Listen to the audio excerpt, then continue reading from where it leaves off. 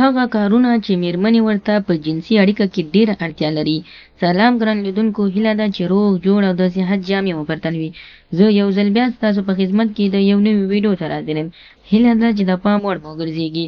تر هر څه دمخه باید یادونه وکړم، که زموږ چینل مو نه وي سبسکرایب کړی نو زموږ چینل سبسکرایب کړئ او په خوا کې ورسره د ګونګړي نشان ووهئ. مننه. یوه خبره باید په پام کې ولرئ چې ځینې ښځې د نارینه‌و مینې ته نسبت تر څملاستلو زیات اهمیت ورکوي، او ځینې ښځې بیا داسې دي چې ډېرې مستې له میړه څخه دا هیله لري چې هره شپه ورسره څملي او یا هره شپه 2 ځلې ورسره څملي، خو دا د معنا نه لري چې ښځې په دغه ښځه فاحشه ده.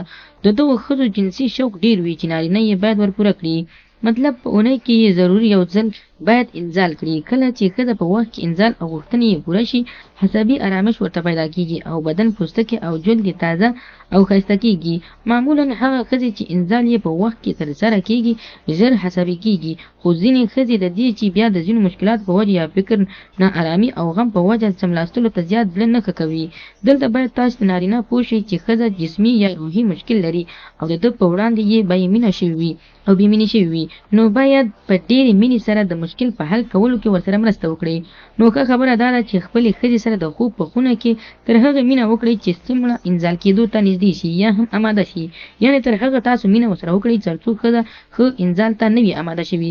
ځینې نارینه د دې ژر خپل کار وکړي، یعنې خپل ځان انزال کې، بیا نو ښځې ته شا اړوي. ښځه ناهیلې کېږي ځکه کله چې هغه انزال هغه وخت وایي کله چې ښځه خلاصېدو ته یا ملا تشېدو ته ونه رسېږي، نږدې وي، نارینه تر لرې کېږي. دلته د ښځې په اعصابو ډېر فشار یا هم شدید فشار راځي. تر هغې چې ملا یې خلاصه نه شي، روحي حالات یې ګډوډ وي.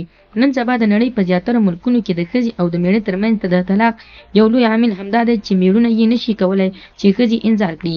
یعنې که تاسو غواړئ چې میرمن مو انزال کړي، کولی شئ د سیکس یا کوروالي څخه مخکې 20 دقیقې مخکې د میرمنې سره په خپله خونه کې یا په خپله کوټه کې تر 20 دقیقو پورې مینه او محبت وکړئ، تر څو د ښځې هغه هورمونونه چې د مینې شهوت ته نږدې وي راوپاروئ او ښځه ورسره انزال کړئ.